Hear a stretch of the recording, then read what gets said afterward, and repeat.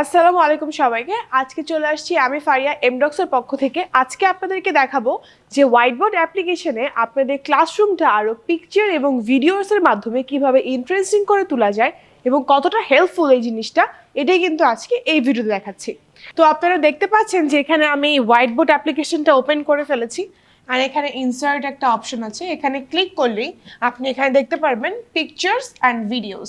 অ্যান্ড্রয়েডে আমরা যে ফোল্ডারগুলোতে picture save করেছি বা আগে ক্লাস করিয়েছি সেগুলো এখানে সেভ আছে। তো এই দেখেন এখানে কিন্তু স্ক্রিনশটটা চলে আসছে একদম ডিরেক্ট।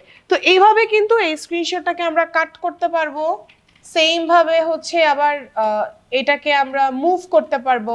তো এটা কিন্তু চাইলেও আমরা কপি করে নিতে পারছি। তো এখন কথা হচ্ছে আমার এখানে কোনো পিকচার্স নাই, এই জন্য আমি একটা স্ক্রিনশট ওপেন করে নিয়েছি। বাট আপনারা চাইলে কিন্তু আপনারা যেখানে পিকচারগুলো স্টোর করবেন সেখান থেকে কিন্তু পিকচারগুলো আপনারা এখানে ইম্পোর্ট করতে পারবেন। তাছাড়া আপনারা চাইলে কিন্তু পেন ড্রাইভ থেকেও পিকচার ইম্পোর্ট করতে পারবেন, অ্যান্ড এটা আপনি ছোট করতে পারবেন, বড় করতে পারবেন। তো এটা ছিল পিকচার্স।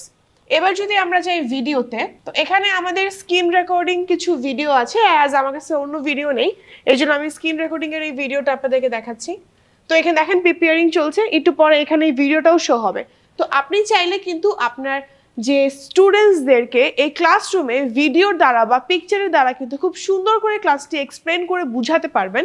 এটা স্কুলের জন্য, এটা ট্রেনিং সেন্টারের জন্য, এটা আপনি সব জায়গায় ব্যবহার করতে পারবেন। সো এই পিকচার অ্যান্ড ভিডিও যে অপশনটা এখানে দেওয়া আছে, এটা কিন্তু আপনার স্টাডিকে আরও বেশি উন্নত করে তুলবে।